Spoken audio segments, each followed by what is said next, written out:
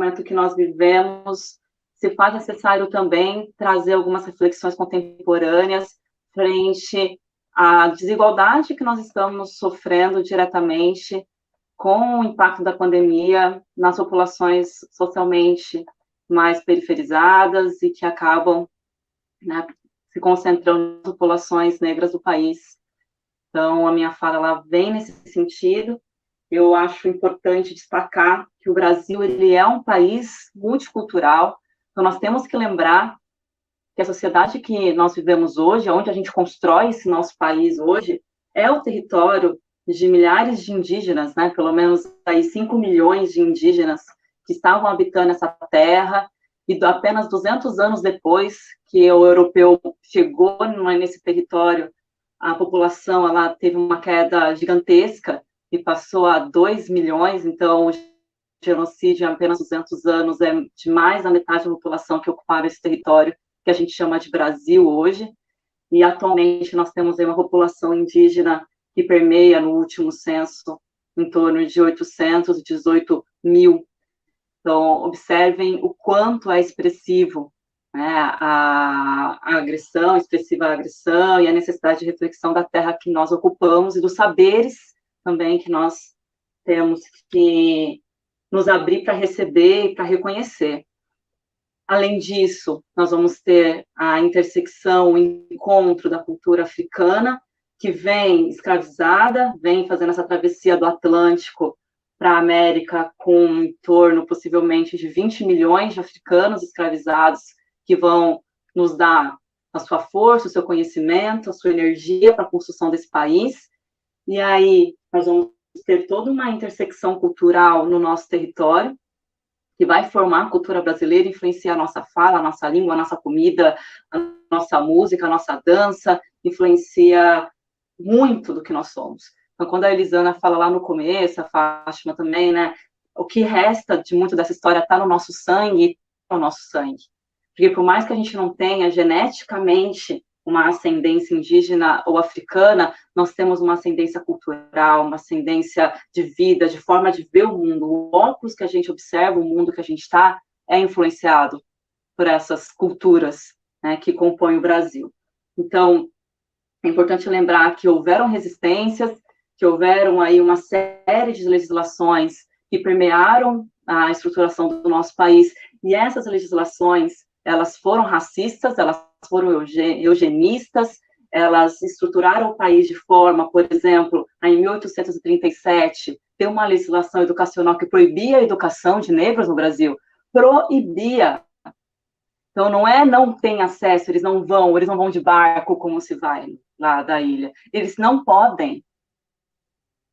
Então, assim, a gente, na Constituição de 1934, a gente colocou lá que tinha que se ensinar que o branco é superior ao negro, na nossa Constituição. Então, assim, a gente não está partindo do mesmo lugar. A gente está partindo de uma estrutura desigual, consciente, que não foi por acaso. Uma estrutura estudada para ser diferente, para ser desigual, para privilegiar e dar oportunidades para um grupo de pessoas. E isso é importante para a gente, quanto brasileiros, ter consciência. Isso não nos diminui, isso nos fortalece, porque a gente consegue observar o que está acontecendo no nosso país hoje e entender a base que sustenta essa desigualdade, essa inquietação nacional. O Brasil patina porque a gente está sobre uma base que a gente não reolhou, e que a gente não reaceita, a gente não reconstrói. Esse é o meu ponto de vista. E aí nós vamos ter toda essa discussão racial, eu vou falar de desigualdades étnico-raciais frente à pandemia, então eu acho importante dizer que existem algumas definições frente ao conceito de raça, e aí o professor Kabengele Munanga, ele acaba trazendo, né, algumas das definições de raça aí, que significa categoria, espécie, um conceito primeiramente utilizado na zoologia e botânica, e depois ele acaba vindo também com uma classificação dos grupos humanos, e especialmente com a descoberta do novo mundo. Então, quando a gente tem esse novo mundo ocupado, invadido, a gente precisa explicar essas diferenças entre os seres humanos. E aí começa a se ter toda uma preocupação de hierarquizar, enfim. Estudar as diferenças humanas não é o O problema está em classificar hierarquicamente. A gente pode estudar os diferentes grupos humanos históricos, né? Por isso a gente pode pensar qual foram as migrações, as histórias dos diferentes grupos. Isso é uma coisa. Agora, hierarquizar, relacionar isso à qualidade psicológica, moral, intelectual e cultural é o problema. E isso nós fizemos por muitos anos, até a gente conseguir ter o amadurecimento de uma estrutura genética que comprovou que não há diferença genética entre seres humanos, houve essa estrutura. E isso é ontem. A gente está falando da primeira metade do século XX. A gente está falando de 1950, se começar a ter mapeamento genético. Então, assim, está muito presente esse imaginário, né? Bom, e aí a gente, dentro dessa estrutura histórica, chega no século XXI, daí nós estamos aqui nos anos 2000, 2020, né, vivenciando uma pandemia, e é importante lembrar que a gente chega em 2020 com uma estrutura que é muito baseada no mito da democracia racial, e aí a gente vai ter uma Constituição lá em 1988, que traz uma abertura de direitos humanos incrível, só que ela não se aplica, porque a lei por lei, ela não se aplica, a gente precisa tornar aquilo prático. O que faz efeito é a prática cotidiana. Então, a gente tem que aplicar a lei. Se a gente não aplica a lei, ela não funciona. E aí, no Brasil, nós temos leis muito legais, só que elas ainda não se refletem efetivamente na sociedade. E aí, a gente tem a realidade do negro no Brasil, que no último censo, em 2010, passou a ser percentualmente a maior população autodeclarada preta ou parda, que aí dá o que um conceito, que é um conceito criado antropologicamente de negritude, da população negra, né? E aí a gente tem a maior percentual de população que se auto-identifica como pretos ou pardos. Essa maior população, 51% no último censo, ela vai se deparar com um país extremamente desigual. Então, a gente tem, já no final do século XX, início do século XXI, uma probabilidade muito maior de você ser pobre se você nascer dentro dos grupos pretos ou pardos. E é um percentual alto, assim, uma pessoa que nasce branca, ela tem uma chance no Brasil de ser pobre de 22%. A pessoa que nasce preta ou parda, ela tem pelo menos 48% de chance de ser pobre, segundo os estudos do 1999 aí. A gente entra os anos 2000 desejando que isso mude. No entanto, a gente ainda patina fortemente, porque a educação, ela é desigual, a violência é desigual, como a Marília bem pautou, a gente tem um índice de homicídio dentro da população negra, que é mais que o dobro do que é existente dentro da população branca, e essa violência, seja ela simbólica ou seja ela física, ela vai estar muito latente na nossa sociedade, tá? E aí, essa desigualdade, ela vai se materializar, não poderia ser diferente, infelizmente, na estrutura do impacto da pandemia, que é onde eu quero chegar. Então, simbolicamente, a maior exclusão na educação, materialmente, assim, o maior nível de violência física, né, homicídios e tudo mais, e agora com a pandemia se escracha essas diferenças, tá? Então, eu queria só relembrar.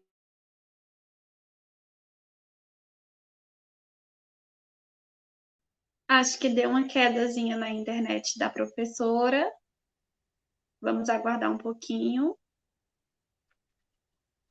Essas coisas acontecem, né? A gente está num evento EAD, então assim, a gente não tem como prever o que vai acontecer.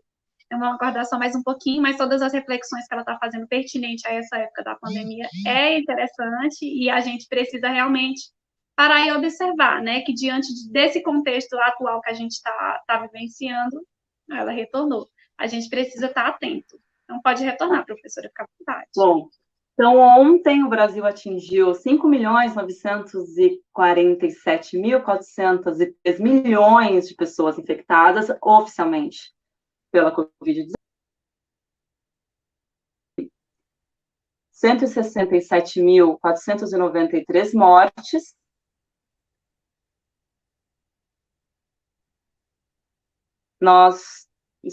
Tá tudo certo? Tá tudo certo, a gente está te ouvindo. Nós tivemos aí, né, um número absurdo, atingimos um número, né, de 34.091 casos e 756 óbitos somente nas últimas 24 horas, tá? Então, nós estamos aí nessa realidade. O Brasil, ele está entre os países com maior índice de mortalidade dentro da pandemia, então a gente está aí com uma média 5 vezes maior da média global de letalidade da Covid-19, e a OMS lançou um dado no último mês que acredita-se que a subnotificação no país está permeando 40%. Então, esses dados que já são alarmantes, eles representam provavelmente 60% da situação real do país, tá? Bom, essa realidade, ela é desigual já dentro das próprias regiões. A região norte, onde as nossas companheiras Fátima e Elisana, ela concentra o maior percentual de infectados, 8% da população na região norte do Brasil foi infectada, enquanto na região sul, por exemplo, é 0,4%, e no centro, no sudeste, né, onde está São Paulo, um grande foco, é 1,1%. Então, observe como é desigual, né? Bom, a gente também tem uma desigualdade na estrutura de saúde pública. Então, por exemplo, a região norte, quando você é internado, apenas doenças com imunossupressão ou doenças aí de enfermidades mais leves aí matam menos de 70%. Todas as demais doenças, quando você é internado, você tem um índice de letalidade maior do que 80%. Então, é absurdo, né? Quando a gente pensa na região centro-sul, somente doenças renais ou neurológicas que vão ter um índice de mortalidade maior do que 70%. Então, é um dado, assim, que é para a gente prestar atenção. Por que eu estou trazendo ele? Ele reflete diretamente o impacto da pandemia.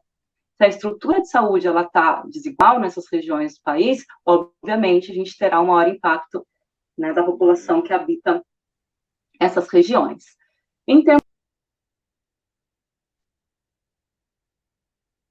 Conexão da professora caiu novamente, mas aí a gente vai aguardar, só refletindo, né, que os números realmente são muito altos. Então, assim, a gente precisa estar... Voltou, né, Monique? Voltei. Bom, e aí a gente tem alguns percentuais, a gente tem alguns percentuais interessantes de pessoas contaminadas. Então, a gente terá aí, por exemplo, de população, grupos populacionais totais, pretos, 31%, pardos em torno de 31%, indígenas 13% e 9% de brancos, frente a alguns dados de algumas instituições. Bom, em novembro, a gente está tendo esse aumento dos índices. Quem está puxando esse aumento é a população rica branca, especialmente em São Paulo. Nós tivemos um aumento de 18% nas internações no último mês, né? E aí, mesmo as internações elas sendo parecidas, a gente tem uma discrepância em termos de mortalidade, porque entre pretos e pardos, a mortalidade ela está em torno de 57%. E a população branca, ela tem um percentual de 41%. Então, percebam que você interna similar, só que o índice de mortalidade é muito mais alto para a população preto-parda, tá? Bom, a chance de recuperação de um branco dentro da COVID é de 62%, e entre os negros é de 45%. Tá? Então, assim, a chance de um negro morrer por coronavírus é 38% maior do que de uma pessoa branca. Tá? E aí, no estado de São Paulo, as pessoas negras têm 62% mais chances de morrer do que uma pessoa branca. Tá? Isso segundo a Michelle Bachelet, da ONU. Okay? Bom, se a gente cruza esse dado de cor com escolaridade, a coisa ela fica ainda mais alarmante, tá? Porque quando a gente pega os dados de cor, os óbitos entre a população negra está em 55%, a população branca 38%. Quando a gente cruza com escolaridade, vem um percentual interessante de se refletir. Pessoas sem escolaridade têm um percentual de óbito de 71%. Quem concluiu o ensino fundamental 1, 59%. Quem concluiu o ensino fundamental 2, 48% de óbitos. Ensino médio, 35%. Ensino superior, 23%. Então, uma pessoa que está excluída do acesso à educação, ela está com 71% de chance de morrer com a Covid, enquanto quem teve acesso ao ensino superior, 23%. E a gente sabe que a população negra, ela está dentre a população que tem o menor acesso ao ensino superior. Logo, menor acesso à assistência social e também menor acesso a uma saúde de maior qualidade, tá? A desigualdade social, ela vai ter um impacto direto nos óbitos, entre os mais pobres e com a menor escolaridade, obviamente. E aí, ser pardo no Brasil hoje é o segundo maior fator de risco depois de idade no nosso país. As chances aí de morte de Covid-21 nos hospitais de baixa IDH é muito maior. Então, se você pega uma região mais pobre, a chance de óbito é de 64%. Uma região mais rica, a chance de óbito é 32%. Então, a gente percebe a importância de difundir, né, esses dados mesmo, né, de a gente conseguir ter uma noção das diferenças.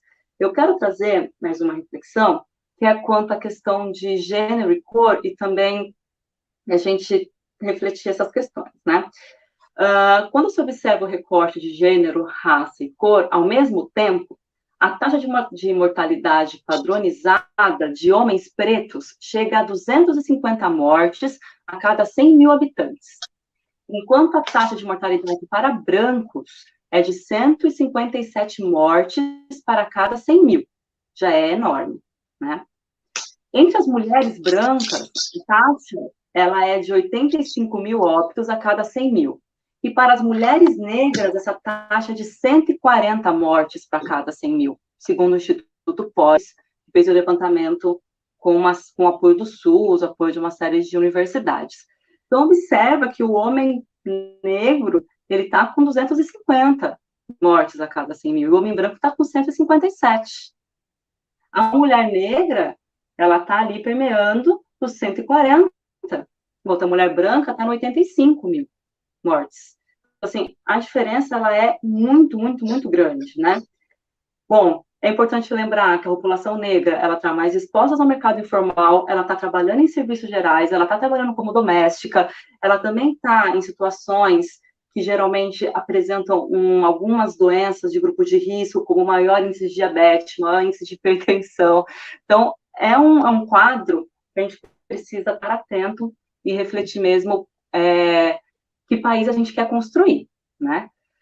Bom, a situação da população negra é alarmante, e aí, agora, durante a pandemia, a população indígena se deparou com um desafio também extremamente desafiador, enfim, né? É muito triste o que a gente está vivenciando no Brasil com a população indígena. Eles estão longe de hospitais, a infraestrutura básica é péssima, né? A gente tem uma quantidade de mortalidade absurda. Em maio, já se esperava que a taxa de mortalidade entre indígenas ficaria em torno de 12%, enquanto a taxa de população nacional está na faixa de 6%, então já se esperava que a mortalidade entre os indígenas seria o dobro, tá? E aí, algumas lideranças, elas têm trazido reflexões importantes, e alguns membros da PIB fizeram alguns estudos, e o coordenador, que é o Dinaman Tuxá, ele disse que o coronavírus se aproveitou de anos de negligência pública, está gerando esse impacto absurdo dentro dos territórios indígenas, né? A OMS fez um levantamento e apontou que em toda a América do Sul a gente está vivenciando uma mortalidade maior em populações indígenas do que nas demais populações dos países. A gente tem, no Brasil, no último levantamento publicado pela PIB, que foi em outubro, 837 pessoas indígenas que morreram pelo coronavírus, 34.608 casos, e foram atingidas pela doença 158 povos, comunidades, né, indígenas aí. Bom, o número de mortes por 100 mil habitantes em indígenas é de 150% maior do que a média do país. Então, assim, se você é indígena hoje, você tem 150% mais chance de morrer do que em qualquer outro lugar do país, né? Já a taxa de contaminação, ela é 84% mais alta dentro das populações indígenas, tá? Somado a isso, a gente tem um aumento do desmatamento, um aumento das queimadas Então, como se não bastasse o país estar vivendo tudo isso, estar escrachando toda essa desigualdade que a gente tem, a gente ainda está se deparando com essa situação, e aí é difícil cravar o que impressiona mais, se é o aumento de 251% dos registros de fogo em 2020, em relação ao ano passado, se são as imagens das chamas no território, ou depoimentos como de lideranças indígenas do Xingu, que em uma live fizeram a seguinte colocação: nossa realidade não está nada boa. Perdemos muitas lideranças, nosso povo está morrendo de Covid. Para piorar a situação, nossa casa, que é nossa farmácia e nosso supermercado, está pegando fogo. Desmatamento na Amazônia cresceu 50% em outubro, somente em outubro. Né? A gente tem a perspectiva do desmatamento só em 2020, cresceu 80%. Né? Então, assim, a pandemia, a fome, o desmatamento, que pareciam que eram coisas isoladas, agora, durante a pandemia, elas se unem, elas convergem, né? Elas se materializam. E aí a gente vai ter essa expansão também da curva do aumento de pobreza. Então, nós estamos vivenciando hoje no Brasil desafios muito grandes. A gente tem também o aumento da concentração de renda. Então, agora, nesse ano de pandemia, nós tivemos a notícia de que o Brasil está voltando para o mapa da fome. Né? O IBGE lançou o último levantamento, que foi entre 2017 e 2018, e nós tivemos aí um crescimento de 62% da fome no país. Então, o Brasil está com uma maior inseguridade em termos de acesso à alimentação, e nós tivemos 6,5 milhões de crianças vivendo em condições de insegurança alimentar, e isso está aumentando. Então, a ONU já acredita que o Brasil superou a linha, né, de percentual populacional em situação de extrema pobreza, que faz com que o país volte para o mapa da fome, aí provavelmente no ano que vem. Infelizmente, o Brasil está com um aumento de concentração aí de renda. Então, durante a pandemia, nós tivemos o surgimento de alguns novos bilionários. No entanto, nós tivemos paralelamente o surgimento de milhares de pessoas aí em extrema pobreza. Então, quando um novo bilionário surge, é importante lembrar que outras pessoas estão passando fome, né? Elas estão sendo privadas do seu acesso a estruturas mínimas, né? Muitas vezes existe o sonho, a utopia, né, de se tornar milionário, bilionário, no entanto, não tem mais dinheiro. Não é possível que todo mundo dentro do sistema seja bilionário. Então, eu entendo que a gente precisa buscar caminhos para que todos tenham o suficiente para viver bem, com dignidade, e não para se tornar bilionário, concentrar terra e tentar tirar territórios de comunidades tradicionais. Então, eu gostaria de encerrar aqui, trazer um convite para reflexões finais de alguns caminhos, né? Porque a gente precisa de investimento em políticas socioambientais. Né? Como é que o Brasil sai dessa estrutura, dessa situação histórica, dessa desigualdade histórica latente? Né? A gente precisa de educação, de cultura, de saúde, de saneamento básico. Gente, a gente precisa de luz. A gente precisa que o país tenha luz para todo mundo. Nós estamos com um estado que está há 15 dias mais sem luz, né, com pessoas vivendo sem o básico. Se imagine hoje, dentro do ministro, está fazendo uma conversa aqui pela internet, porque a gente está vivendo um isolamento social, e as pessoas estão sem luz, logo sem internet, como é que elas vão estudar? Como é que a gente vai terminar o ano letivo, por exemplo, obrigatoriamente em EAD, com populações que estão no Brasil hoje sem acesso à luz, sem acesso à internet, o básico? A gente precisa valorizar as riquezas naturais, as tecnologias locais, dialogar com as comunidades, valorizar os saberes. O Brasil tem riqueza que mora nos saberes tradicionais. A gente tem que ouvir pessoas que têm esses saberes, a gente tem que entender o que precisa em cada lugar. Não dá para se gerar políticas públicas só pensando em São Paulo. Isso não existe.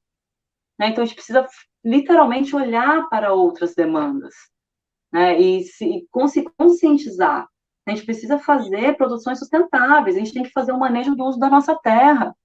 Mas, Monique, o que isso tem a ver com pandemia?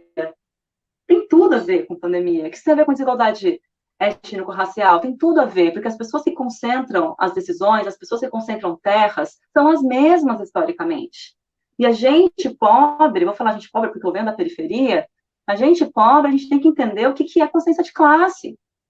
A gente tem que entender que o nosso país tem muitas riquezas, e que essa riqueza está na oralidade, essa riqueza está na terra, essa riqueza está a gente conseguir explorar essa terra com responsabilidade dentro do nosso próprio país,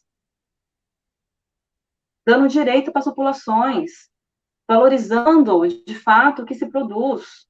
A gente tem que fazer captação internacional, mas para ter desenvolvimento ambiental sustentável. O Brasil ele pode ser uma democracia, ele pode ter planejamento e execução, se olhando para frente. A gente não tem que ficar preocupado, gente, em conseguir tirar todo o sal e jogar um monte de CO2 na atmosfera agora, sendo que o mundo está indo pelo outro caminho. O Brasil ele tem outras opções, ele pode ser uma grande exemplo de igualdade social, de valorização das suas riquezas. Valorizar essas riquezas, a gente tem que valorizar a cultura africana, a gente tem que conhecer de onde a gente veio, a gente tem que reconhecer a nossa cultura indígena, a gente tem que conseguir olhar para a nossa população e ver como essas pessoas batalham sem infraestrutura mínima. As pessoas, elas são felizes, elas fazem, elas constroem, elas se desenvolvem, elas são amorosas, com um Estado totalmente omisso. A gente está vivendo um momento de pandemia, as pessoas, elas estão se inventando, elas estão se recriando. Com que estrutura? Bom, sim, né? Eu acredito, queria fazer uma fala final, convidando a gente a pensar o que nos leva a essa violência social, né? Eu acredito que o medo da escassez que a gente tem enraizado, ela está muito relacionada a essa violência que a gente se depara no nosso país. Não é possível ter paz se a maioria da população está sofrendo com a falta da estrutura básica. Não é possível se desenvolver valores se a maioria ainda não consegue ter suas necessidades básicas atendidas. A gente tem que trabalhar para que todo mundo seja feliz. Então, assim, as pessoas têm que ter a oportunidade de estar em paz, de trabalhar com o que gosta, de se realizar como ser humano. A gente querer ter tudo para a gente é muito limitado. A gente vai se desenvolver distribuindo. E as populações tradicionais nos ensinam isso. Né? Os povos nos ensinam isso, né? Então, eu quero convidar todos nós aqui para fazer um compromisso, né, de inserir no nosso dia a dia práticas para tornar o nosso mundo melhor. Começando por nós mesmos, começando pelo mundo que está do nosso lado, né? E assim a gente possa, de verdade, né, fazer escolhas mais conscientes. Porque o que a gente tem de mais valioso nessa vida é o nosso tempo, e o capitalismo nos rouba isso. E a gente acha que é normal ver um outro na rua. A gente acha que é normal ver uma parcela da população tão excluída dos seus direitos. A gente acha que é normal que a população que esteja morrendo na pandemia seja uma população específica. Obrigada.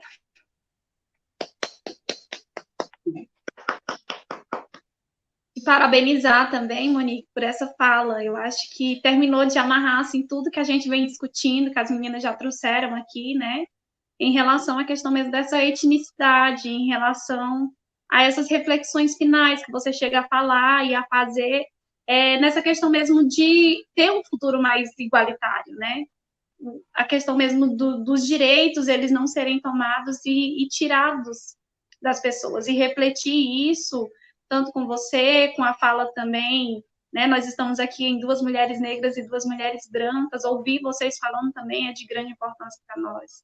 E muito feliz mesmo em poder estar aqui mediando essa mesa com vocês e ouvir tanto. Eu tenho certeza que todas as pessoas que estão aqui, elas têm muito a aprender. Eu abro para as meninas também, uma fala bem rapidinha, eu vou dar 1 minutinho para cada uma falar alguma coisa em cima da fala do Monique, e aí a gente já vai partir para as perguntas, para que vocês também consigam ver o que o nosso público está achando do diálogo, da conversa, e também interajam um pouquinho com vocês, tá bom?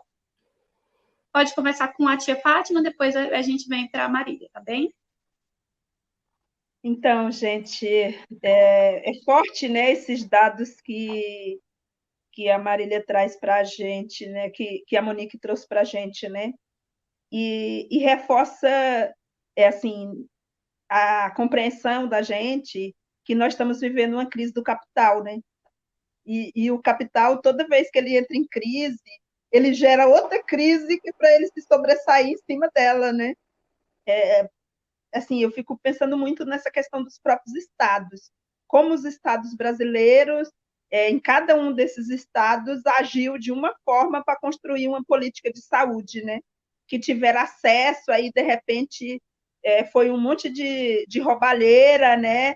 De contratos inadequados, de compra de material que não ia servir para nada, de montar o hospital de jeito errado, de não pagar profissionais que foram contratados, que vieram até de outros países. Então, assim, é muito preocupante isso. E aí a Monique joga luz, né, sobre esses dados, quando ela coloca cor nesses dados, né? Quando você percebe que quem morre é a população preta e a população indígena desse país. Então, assim, o racismo estrutural e o racismo ambiental, ele não para de operar, ele é operante. E ele está sendo operante para o privilégio de alguns, especificamente para alguns grupos, né? Para algumas regiões, né? Que daí você vê os dados da região, né? Por que os dados da região norte são mais graves, né? E letais quanto na diferença da região sudeste e sul, né? Então é muito muito preciso a gente fazer essas análises, fazer essas leituras, né? E pensar esse processo de racismo ambiental que vem destruindo tudo, né? Tipo, toneladas de óleo no mar, o crime de Mariana repetido lá de Brumadinho, né? E aí você vê, assim, o fogo que destruiu o Cerrado, que destruiu o Pantanal, que destrói a Amazônia constantemente, né? E, e assim, e o nosso povo, quando não morre de morte matada, morre de morte morrida, mas morre. Somos nós que morre, né? Quando você é uma liderança dos povos, uma coisa que você descobre é que você fleta com a morte o tempo todo, o tempo todo. É a morte a coisa mais precisa para o nosso povo, para os nossos, né? E assim, que bom, Monique, que você, apesar desse cenário, apesar desse contexto tão difícil, você tenta nos apontar alguns caminhos, né? Que bom a gente poder ver que é possível pensar num outro modelo social, né? Eu venho debatendo inclusive com alguns intelectuais de São Paulo, do Rio Grande do Sul, de Brasília, a gente está construindo uma proposta ecossocial, né? Uma possibilidade de pensar uma proposta de nação mais respeitosa, né? E isso assim está sendo um grande desafio para a gente, um exercício também de pensar uma nova sociedade, né? Com respeito à natureza, com conexão de saberes, respeitando as ecologias de saberes, respeitando os povos. Então, assim, a gente precisa refletir essas possibilidades. E assim, obrigada mesmo, Monique, por tentar nos apontar caminhos, né? Ai, eu agradeço, Tati. Eu fico pensando no legado disso tudo, sabe? Né? Como que vai ser? Porque a gente já tem um país extremamente desigual, né? E aí, olhando todos esses índices aglutinados e fazendo projeções, né? Mais aquilo que a gente já tem de construto social, de formação de pensamento do povo brasileiro antes da pandemia, né? Eu fico muito aflita, né? Como que a gente nos próximos anos, né? No sentido mesmo de desigualdade, elas vão, como que eu posso dizer, estar muito mais escancaradas, né? Como já estão, né? E aí eu fico pensando de novo, né? No nosso compromisso, na nossa responsabilidade de poder pensar em alternativas mesmo, que considerem que a desigualdade é uma problemática no país, né? Achei muito interessante, Monique, você ficou falando, às vezes eu fico assim olhando para cima, porque eu fico pensando nas coisas que vocês trazem, e é muito interessante você trazer esses dados cruzados. Muito obrigada. Eu agradeço, gente. Confesso que esses dados, eles têm me perpassado nos últimos meses, assim, tanto que eu me preparei para fazer essa fala hoje, querendo trazer um pouco deles, porque eu acho que quanto mais consciente nós estamos do lugar que o nosso país está ocupando nesse cenário, talvez melhores opções a gente possa fazer daqui para frente. A gente estava falando das regiões, né? Gente, o Ceará, se ele fosse um país, seria o país com a maior mortalidade do mundo. Então, assim, a gente está numa situação muito delicada quanto nação, né? A gente está falando de vidas, a gente está falando de história, a gente está falando, né, da ancestralidade. A Fátima, ela tem a sorte, vou falar a sorte, sim, de conhecer um pouco dos antepassados, vou até contextualizar a minha fala, porque eu não tenho a minha ascendência. Eu conheço até a minha avó materna e até a minha avó paterna, migrantes e indígenas e africanos, tanto que eu fiz aquele levantamento, aquele estudo do DNA para conseguir saber um pouco mais da minha origem. Eu tenho 25%, 27% de África, mas eu não tenho, não sei como essas pessoas chegaram aqui, eu tenho um percentual também ameríndio, enfim, e europeu, mas é isso, assim, quem somos nós, né? E quando você consegue olhar para trás e ter uma referência do que a gente deixou para trás, agora, durante a pandemia, as crianças de hoje, nossos descendentes, eles vão olhar para trás e vão ver o legado que a gente está deixando desse momento. Quais escolhas nós estamos fazendo quanto sociedade hoje, né? Quais sementes a gente vai deixar?